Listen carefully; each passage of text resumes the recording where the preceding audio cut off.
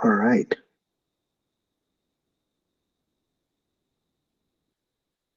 All right. Can you see my screen?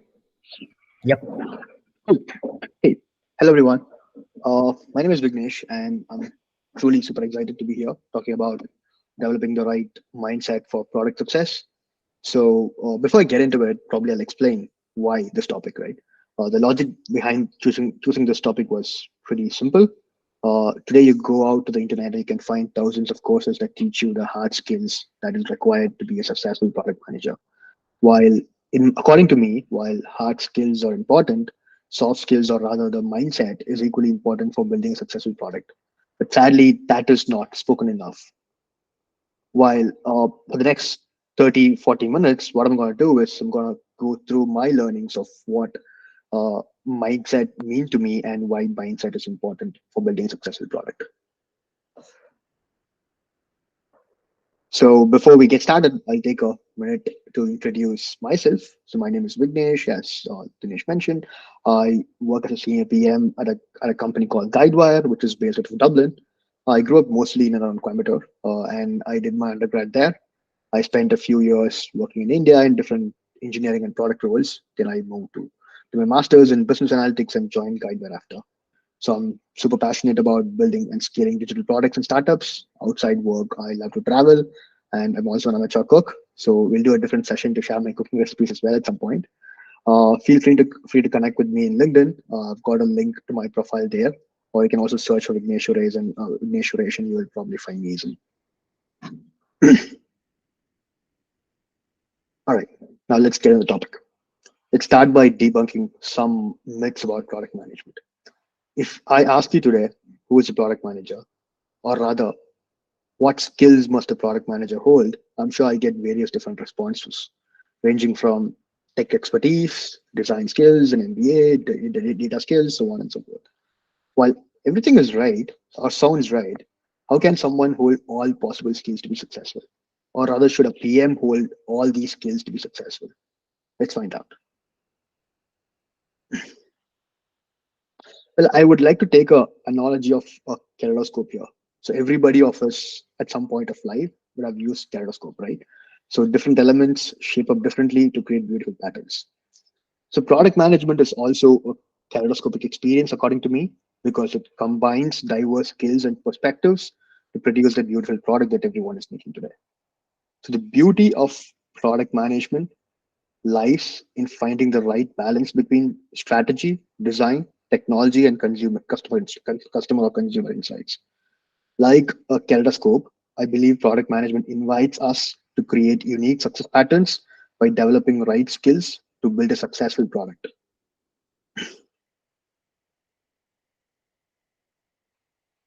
So, how do I craft my success pattern? That's the obvious next question that everyone gets.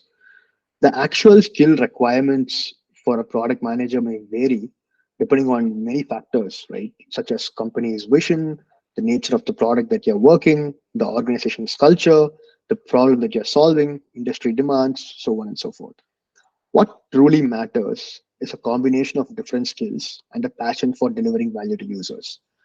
Now, the question is, how do I identify the skills that I need to build a successful product? While there is no straight or universal answer to it, I'll explain how I craft my success formula in the next slide. So, according to me, every PM should craft their own success formula.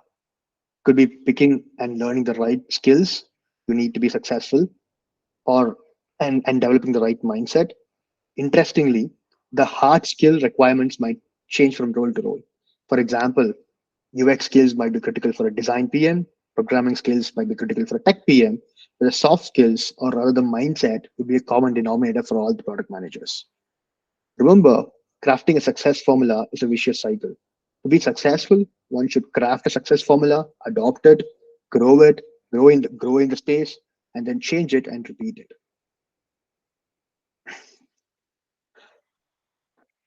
For the next 20 minutes or so, I'm going to talk about my learnings of how I developed a mindset to be successful. I'll pick seven key, sorry, I'll pick seven key learnings and related them with a metaphor to keep the session interesting. So these are completely my experiences. So feel free to stop me, feel free to ask questions, feel free to challenge my learning or challenge my intuition, so that we can keep this session interesting. Let's keep it interactive as well.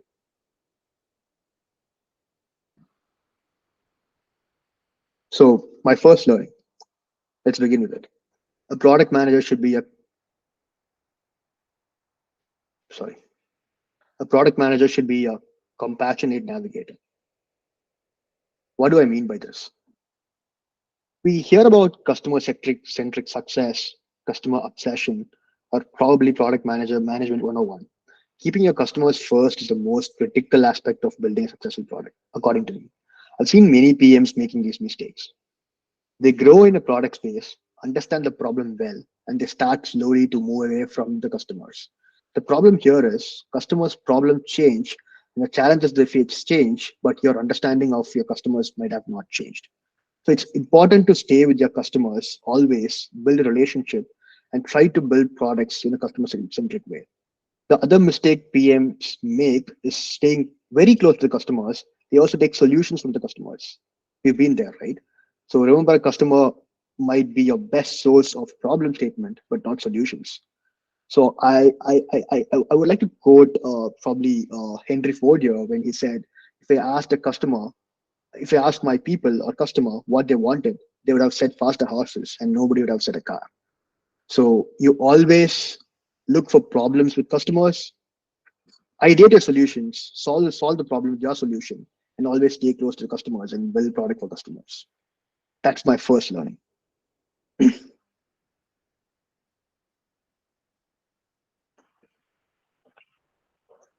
My next learning is all about being it's all about be the architect of possibilities.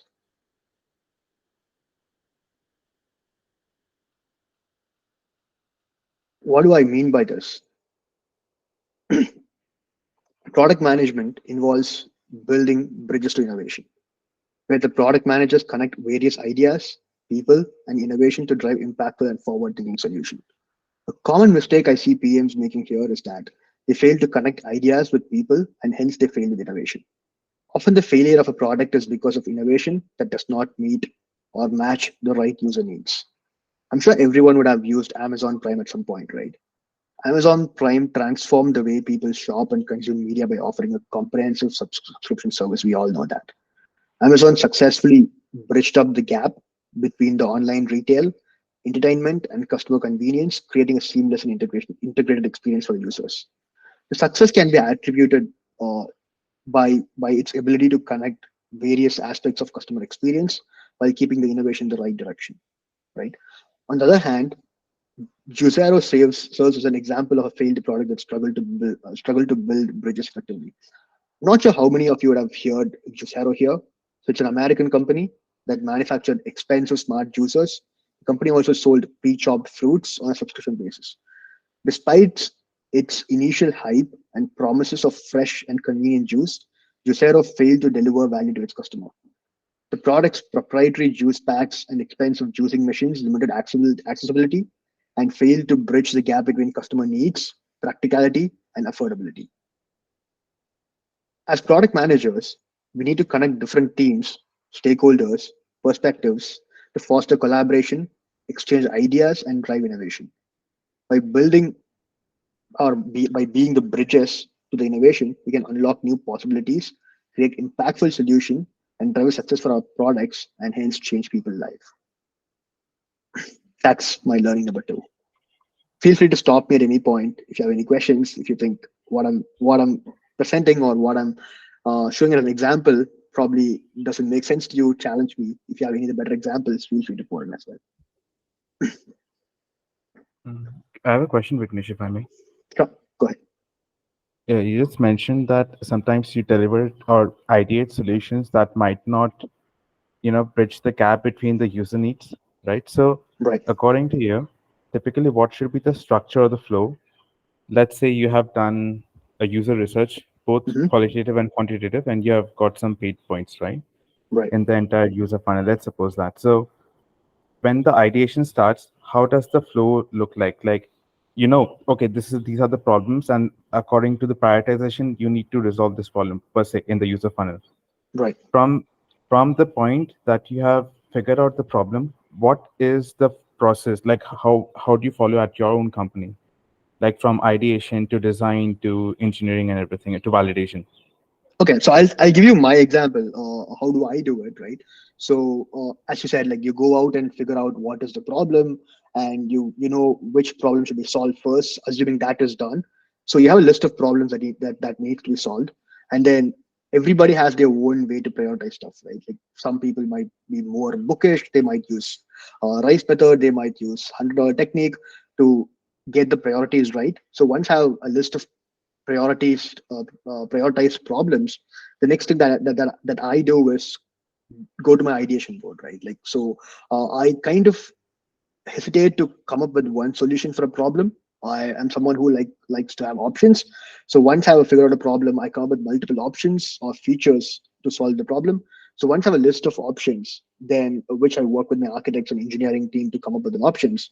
So once I have a list of options, then we go out and weigh or find the impact of each option, right? So let's say I have three options, and option A might be a costly option, but the impact is more, the confidence is more. Then you go with option A. Or on the other hand, you might have option C, which is just probably a cheap option, but the impact is not that much. Your confidence of that feature or solution being successful is not that much. Then probably you go with option C. Then once option A. So once you found out how are you solving the problem, then you go out and do your prototypes. So it could be a design prototype, or you could just build an MVP, and you just plan your go-to market strategy with it. So often I don't plan my feature or my products going live or GA right away. So I have a pool of customers who I've cherry picked. So I work with them, launch the product to them, get active feedback. Once I feel that the feature or solution that we built is spot on solving the problem, then we go GA with it. So when you're kind of coming up with the solutions, are you like you are the person who is coming up, or you are discussing with your design team or your engineering team in silos, or you kind of bring everyone together in one room and discussing the problems? So that's a good question, right? So right now, the product that I work for is very tech heavy. So the solution discussion happens predominantly with the engineering team and solution architects. So once you've got probably a couple of options, then you go out and talk to UX team about like how could the experience be better. But I'm sure like everybody have their own situation. Like there might be a product that is UX heavy, there might be a product that is analytics heavy. So you involve the right teams to come up with a solution, and you make sure that every other downstream teams, right, like be it your technical writers, your marketing, or your design team in my case, are aligned with the solution, and they expect what is coming out of the product. Okay, makes sense. Thanks. Just yeah. All right. Then we get to the next third learning that I've going to present today, which is to assemble the puzzle. Assembling a puzzle is an apt metaphor for product management, as it encapsulates the complexity of aligning different elements to create a compelling product experience.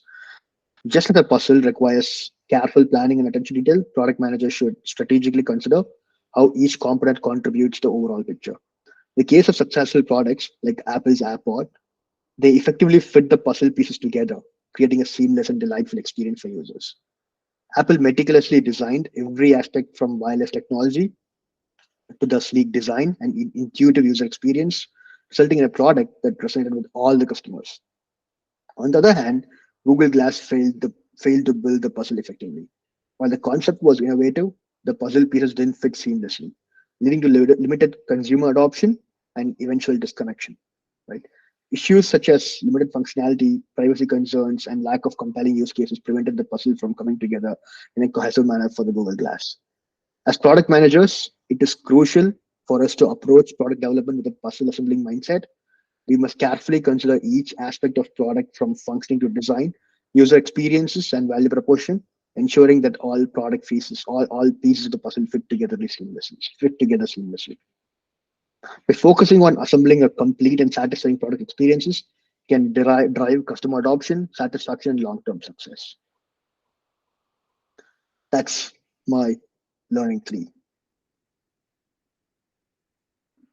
Sorry. Um, So Dinesh here. yeah. So in the previous slide, carefully designing the complete product experience. Right. A lot of time we tend to move faster, right? Uh, Yeah.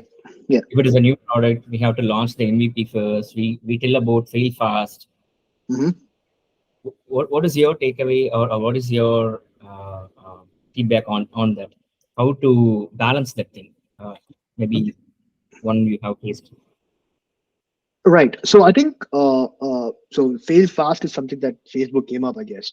So even I think they have changed the mindset now. It's more about fail carefully now, right? Like as a startup, I think you have a lot of room. It depends on your companies and your the current situation of your company, your vision, and the problem you're trying to solve, right? Like if I'm starting a startup today, I would be probably little more okay to fail fast and start over again because I'm not losing much. So I've been in two worlds where I've worked for startups where you do rapid prototyping. You experiment things a lot. You go to production a lot. You launch your features a lot. On the other hand, like I work for an enterprise company now, things are totally different here. So you plan your releases probably 6 months before. So this is a very good question. So the way I see it as is number one, understand what is your landscape, what's your company's situation, like is it a startup, is it a established company, how many customers do you have, like what risk do you take by solving a problem faster or by launching a feature faster. So that's number one. So once you get an understanding of that, try to strike a balance. So today, how do I launch my feature? How do I prototype? Is that I try to balance it. So I try to come up with a lot of solutions at a faster pace. I work with my designers, do an MVP, but I don't go live with it to all the customers right away. So I take those prototype that I've did, we call it MVP or milestone, whatever you call it. I take those, the first chunk of solution that I've built. I show it with somebody who I call as product advisory group. So these are customers who are tech savvy, who are active in terms of giving feedback. I give it to them. I understand how they use the product, how they use the feature. If I'm happy that this feature that I've launched is good to go global, then I go out and then then the situation comes in wherein you start building on top of it, add more nice to have features, validation features, and you should be good. I'm sorry, does it answer your question or Yes, Vignesh. So on the end of your answer, like you are doing something like A/B testing to coin it as a term. so I don't we don't do A/B testing because I work for an enterprise company, so the customers are limited. So I've got about like 100 customers. So we do certain different ways to see how the product is successful. We conduct product walkthroughs and demos because I understand the challenge, right? In a B2C company, you cannot really meet with all the customers. So since we have Mm. the luxury of meeting with all the customers, so we once we do the prototype, we talk to customers, we talk to solutions architect from the customer's side to see how the product is being received, and then we get feedback very actively. On the other hand, I understand. So if you're working for a B2C company, which is doing transmitting, then A/B testing is the key probably. Understand. So yeah, B2B and B2C work differently. Yeah, So just a continued question. right. How do you earn your customers' time for this? Like literally, they have to spend their 1 hour or half an hour Yeah. to sit with you and answer for your things, right? So, what is your I think experience on? I think it all goes back to the problem that you're solving, right? If I'm solving a problem that is gonna reduce my customer's effort X percentage in doing Y thing, and or if it's gonna increase my customer's returns by probably N percentage, then the customer is naturally interested. So it's more about like if you did you get your basics right? So if you're solving the right problem, then it's easy for you to get your customers time because end of the day they get benefited out of benefited out of what you do. But you're solving the wrong problem, then it's probably very hard, right? Like if your focus is probably something nice to have or something that's cool to have, then it's really hard for you to get a feedback. It's also understanding that you get that probably you're solving the wrong problem. You go back to your ideation board, do your product research again, do your prioritization again, and come back stronger. Understand. And that's one pain point I faced it as well. While I need to talk to customers or get some feedbacks, I have to let them know that what they will get benefit out of it. Yeah, And then only exactly. the real sync started to happen. Yeah. Thanks, Exactly. please. Yeah, I think, Uh, and also in probably enterprise world or B2B world, you set the expectations, right? Like you might have a lot of sessions with customers, you might have pre-sales demo, you might have sales demo, you might have marketing team putting the marketing content. So customers exactly know what is coming and exactly know why you're reaching out to them. So often, I'm always I've been okay with getting 15 to 20 minutes or 30 minutes of customers' time as when needed, and if not, then we should figure out a solution. Probably come with some surveys. Talk to any medium. Ideate any medium to interact with the customers, but don't build a solution unless and until a customer agrees that you're solving the right problem and the solution makes sense. thanks, Vignesh. Yes, we can. Cool. And also, if I may add, since I also come from the product like B2B space, right? I would Right. so basically, I mean, as for me, right? I mean, most of the requirements, everything comes from our success management teams and also specifically from the representative of the company. So, like, I mean, this is what I've seen the major difference between B2B and B2C. Like, Right. even before making the solution, you first kind of validate and clarify on the problem points. And even while developing the solutions, like, even the partners are always in touch with you, like, what are you building? And if by any chance they don't agree, we kind of move back without going through the entire flow. So that kind of saves a lot of time and effort and everything. That's the reason why I think, like you mentioned, A/B testings are very few much done like in B2B space. Exactly. Yeah. Yeah. That makes sense. Thanks, me. All right. The next one is called serve water first, peace later. Something that I can relate a lot. As the metaphor says, a PM should always be focused on solving the core problems, which is equivalent to serving water to an exhausted person, right? You can serve the fish later. This is one of the most important learnings that I had in my experience. I'm sure many of you could relate to this with me. A product manager should always be the Sherlock Holmes of problem solving. That means the PM should be able to find the right problems and also solve them in right order, right? Many PMs often tend to get carried away with cool and fancy solutions, which might not be the right problem to solve at that point of time. So frameworks such as RISE, Masco, and $100 techniques could be used to ensure you're solving the right problems in the right order. Trello is a great example for that, right? So they have built a successful $400 million business with a so-called simple tool that is focused on solving the right problem. The secret here is that Trello listened to the user problems and they solved them with a simple and easy to use tool, unlike other tools that get caught up in flashy features or unnecessary complexities. Trello stays laser focused on what truly matters and they stay light and hence they're successful. Let's talk about a failure feature. Clippy, who can forget him? Unarguably the forefather of today's chatbots and generative AI stuff, right? But did it solve any problem? Probably no.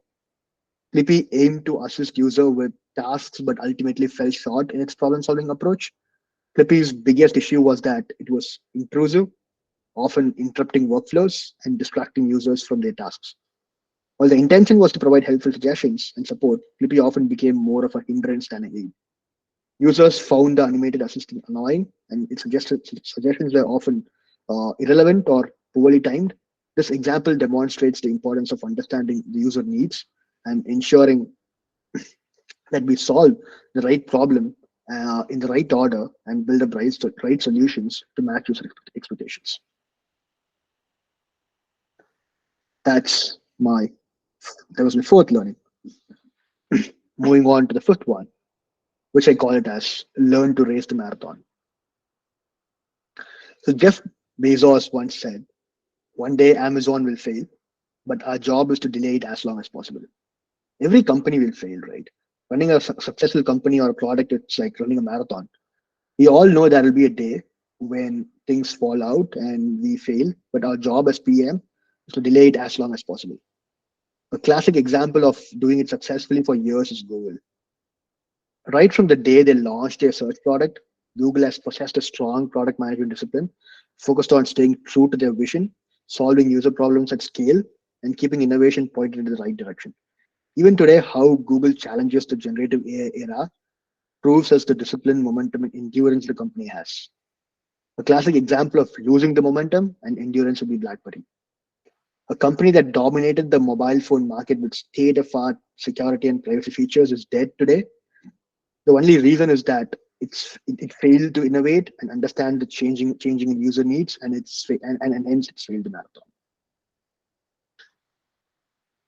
That's my learning five. The next one is to conduct the orchestra. What do I mean by this? The metaphor of conducting the orchestra perfectly aligns with the role of product management, emphasizing the need to harmonize diverse elements for success. Product managers, in my mind, act as conductors, bringing together cross-functional teams, aligning resources, and orchestrating timelines to deliver impactful products.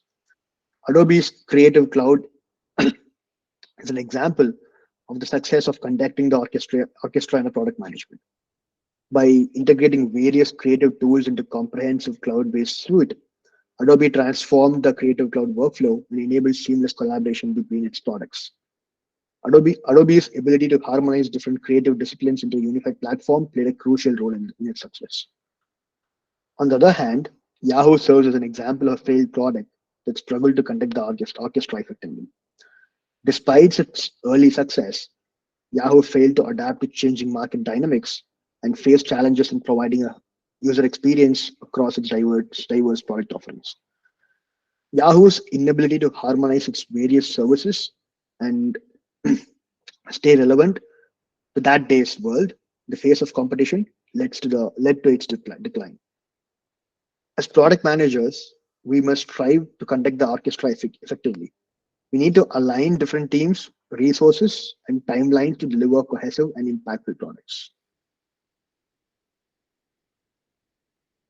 Before I get into my final learning, I want to stop a bit and take questions if anybody's got one. Yeah, one Vignesh. So typically, right, since you're also in the B2B space, Mhm. sometimes what happens is that you have a product which is like serving everyone, but then all your individual customers, the big enterprises, they also have certain feature requests, right, in Right. the product pipeline. Yeah. So how do you kind of prioritize? I mean, for instance, sometimes we get, I mean, in and those feature requests are such that it cannot be made in one or two sprints. Let's suppose that they are very engineering heavy, and then they need at least 3 to 4 sprints. So in that case, how do you prioritize if there are feature requests that are coming from multiple customers? So is there a concept that goes like the person who pays us the most, like from where we are getting the revenue the maximum, we prioritize those features, or like how do you kind of go about it in your company? So that's an interesting point, right? Like I think that's a problem that every B2B space or every enterprise company has a challenge, which is I have a list of I have a roadmap, I have a list of features that I've planned for, let's say, next 3 sprints, and that is this tier one customer who has a feature request. So how do I solve it? So as a PM, my immediate response is that I might have to, go through my standard process of defining my priorities through the impact and confidence and stuff that I've built for. But as a company, your tier one customer or tier two customer is more important than your tier three and tier four customers, right? So how do you balance this? It's something that every enterprise company is learning. So how do I do it? Is I kind of evaluate. I have a success formula or a prioritization formula that I use. So I'll probably explain that a bit in detail. So I take these factors. Let's say I have to prioritize between three features, feature one, two, three. So I give the impact score for every feature. I give the effort score for every feature, and I give the company's priority score of for every feature. As a company, you might have multiple priorities, right? Like, for example, if you are a fintech company, your number one priority would be security, and then your number two priority would be probably scaling it to multiple users, right? And number three would be optimization. Number four would be building features. So how does where does this stand in terms of company's priority? And the fourth element would be who is asking it. So I try to categorize my customers into 4 or 5 buckets, and the tier one customer gets more score, and so on and so forth. It's scored in ascending order. So by combining all these factors, I kind of drew my prioritization. So you could try to strike a balance between, like what has to be built and for whom has to be built, and why it has to be built. So there is no right answer here. So I'm experimenting this for a while, and this is something that I find comfortable, because you're not saying no to all the tier one requests, but at the same time you're not trying to mess up your priorities just because there's a big fish that is asking, there's a big fish out there who is asking for a feature. And also, how do you kind of balance a transparency between your partners and also to your different stakeholders, like to whom all these feature requests is coming from? Because as a product manager, you can be very much transparent to your leadership, and you can like chart them up roadmap. Okay, this is what we are going to do as per our requirements and our priorities. But how do you kind of, since you're also at the same time customer facing, that, and when I'm saying customer facing, you're facing all those individual representatives of the company or the customers that you're serving. How do you Right. balance that transparency to them as well? So we do marketing releases. So we do planning in terms of releases, right? Like I'm sure not every company does it. So we follow the same pattern like Apple or Google does. We do releases packaged into a release every 6 months, and we call it in the name. So what we try to do as part of this process is that we give customers an opportunity to foresee what is coming. We set the expectations right to the customers on terms of in terms of what is coming, what features are coming in the next 6 months, and we try to be rational about it. Why do we think this is important, right? Like what problem this is going to solve, and what efficiency or what improvement would that customer see in terms of them taking this feature in the next 2 to 3 weeks. So it's hard to build an external facing roadmap. No company has mastered it, but it's also important that you stay transparent to customers a little ahead, right? Like probably you're building something this sprint, probably you're building something, let's say for this quarter, you give a list of features to all the customers. This is what you can expect for the next 3 months. Explain them what is the rationale. Try to put up a marketing site that explains what is coming and why it is important. So customers today understand, right? Like they understand the compelling priorities that we have, the rationale behind every decision that is made. And sometimes there might be pushbacks. There might be, situations wherein you have to chime in and you have to talk to the customer, make them understand. Those happens, but in a generic level. So when you try to communicate customers proactively, it should be good. Okay, yeah, makes sense. All right. So here, yeah, the last one for the day. So the last one is something that I would like to call it as the agile shapeshifter. Let's explore the agile shapeshifter mindset and its impact on the product success. Imagine a mythical creature that can change its form to navigate through diverse landscapes seamlessly.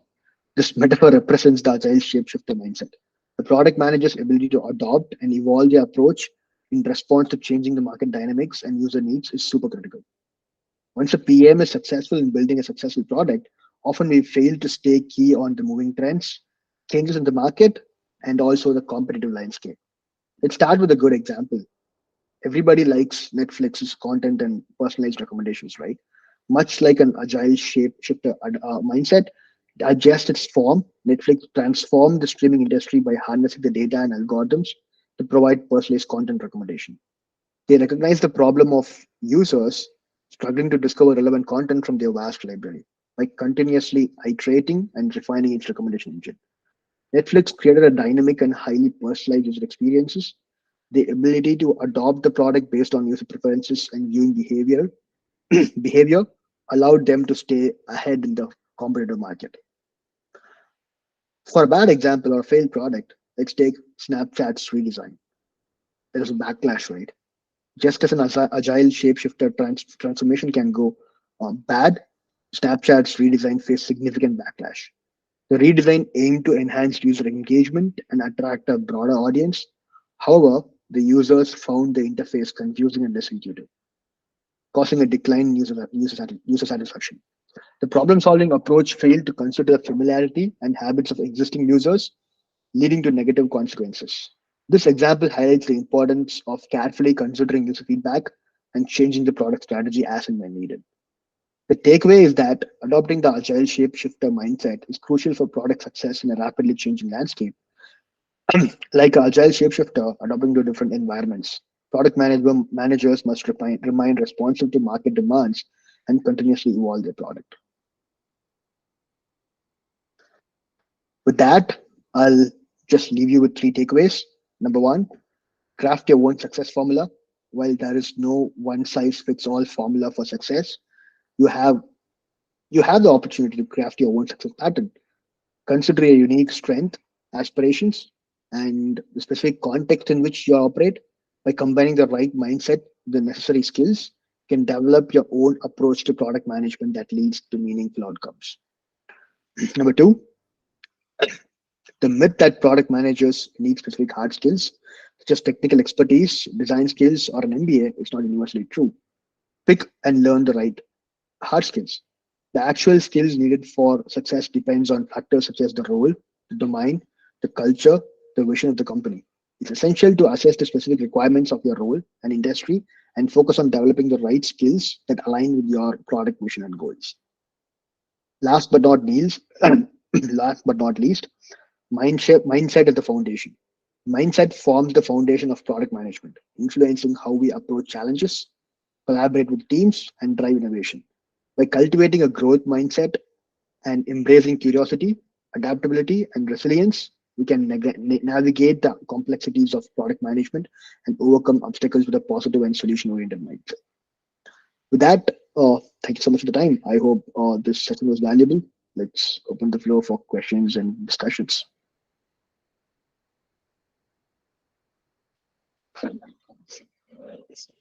Any questions?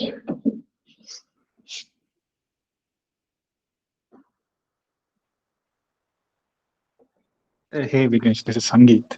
Yeah. So you just mentioned about proactively communicating your changes Mhm. that you're making to the customers. So that's not very common right now, right? So, It's not, yeah. so yeah. So if you guys are doing, how do you do? Because I see sometimes you commit something, it can backfire. You're not solving it on time, or you might not give the solution what the customer asks, but you solve the problem, right? So you'll get backlash from the customers. In that case, how do you communicate that? How do you come out of it in such scenarios? Right, right. So I'll probably explain you the mindset that we have in terms of seeing this, right? Seeing the roadmap. Then I'll tell you how it is reflected in terms of communication. So we see the roadmap as waves and milestones. So, for example, I'm building. Let's say I'm building Instagram today. My first wave would be to build this social media where people can follow and share their content. Right, that's my first wave. And my next way would be to probably build a good recommendation system. My third way would be to build a shopping experience within it. My fourth way could be the chat system that Instagram has got. So these are waves, right? Like waves. When I say waves, you could just see that is coming, but it's not definite. You don't know what exactly you're doing over there. So you plan your roadmap in terms of waves, and then each wave you have milestones. So under each milestone, you define your problem more clear and you define your solutions more clear. And probably in a feature level or in a solution level, you have it documented. Probably sometimes you also have prototypes for it. So once you define your waves and milestones, what you communicate to your customers is pretty much uh, the milestones that is part of the wave that you're operating right now. Let's say a wave is 6 months timeline. So you just communicate what you're operating for the next 6 months in terms of features and solutions. So there might be delays. I understand that, but when you just communicate what is coming for the next 6 months, there might not be significant delays, right? There might be a month delay of a month or two, so which customers understand, and the rest is all waves. Customers understand these are coming, but they don't know when it is coming. So customers know that you're solving the right problem in the right order, but it's okay. They'll wait until the problem is until they get the features. But what is important is that your immediate work, make sure that is communicated. And to answer your second point, the solution that you do might not be what customers ask. I think that's a common problem within product management, right? Like you you get same solutions, same problems with different customers, and you cannot come up with a specific solution for all the customers. You come with a generic one, so it might not be 100% right. But what I would probably suggest is that how can you make the solution more customizable? How can you make the solution more native to the customer you're solving? You cannot be 100% successful in doing it. Set, let's say, 70% or 80% of the benchmark with any SaaS product or with any platform, any product that sells platform. The closer that you can get is 70% satisfaction for customers. And the rest 30% is something that the customers should be given option to customize, or they should be okay with not having it. Got you. Got you. Thank you, Vignesh. Cheers. Thanks.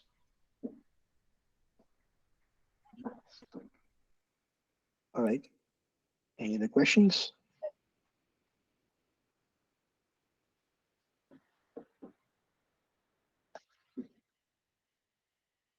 Vignesh, Dinesh here. Yep. So you spoke few points like craft your own success formula, Yep. which means success formula a PM need to create to ensure that the product is successful, or you also mean it for the career success, product manager's career success. Like, I think for both, right? Like the way I see it as is that you should craft a success formula for your own success by picking up the right skills. I cannot master all the skills. Like I know my tech. For example, I'm good technically. I do a decent bit of UI and UX, and that's pretty much what I need for my career to be successful. And then it's all about how do I develop my soft skills and mindset. So have a success formula for your own career, because it's a very wide product management is a wide spectrum, right? Like you cannot be good in all the things. So pick what you're good at, pick what is needed for you, craft your own success formula, and change it as and when needed, grow in that area, and then repeat the process. And the same for your product as well. The product demands, the market conditions, the competitive landscape is going to change predominantly. So we spoke about how BlackBerry failed. That's the number one reason, is because they had their own success formula which didn't change, right? So for a product, craft your product success formula, what is needed, how much of innovation is needed, how much of optimization is needed, how much of design or user experience enhancement is needed, how much of growth is needed. So you should define it based on your company's vision, the problems that you're solving, your customers need, and then that should be periodically assessed and changed as and when needed. A classic example would be, as you start up a company, your company might be focusing 80% on innovation. As you scale, as you have more and more customers, you cannot really invest 80% innovation, right? Like you might have to invest in optimization, you might have to invest in customer satisfaction, and the number of or the investment or percentage of capacity you spend in innovation goes down. So then you take a step back and then you assess, how much should I invest in innovation? How much should I invest in customer satisfaction?